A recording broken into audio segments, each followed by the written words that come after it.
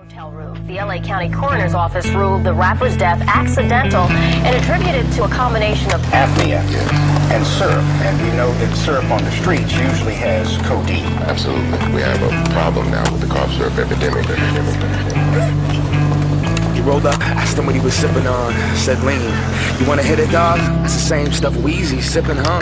And tons of other rappers that be spitting hard. Yep, he had fiber bone. Then when I passed him that styrofoam, the Easter pink heard a rhyme before I finally got to see what all the hype was on. And then he took a sip, sitting in the Lincoln, thinking he was pippin' as he listened to the system. Little did he know that it was just as addictive as bass. Not the kind of hit from the kick drum.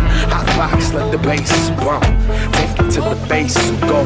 Months later the use went up. Every blunt was accompanied by the pink stuff. But goddamn, he loved that feeling. With brain coated in the throat, just so healing. Medicine alleviate the sickness. Liquid to fix him, it comes with the cost.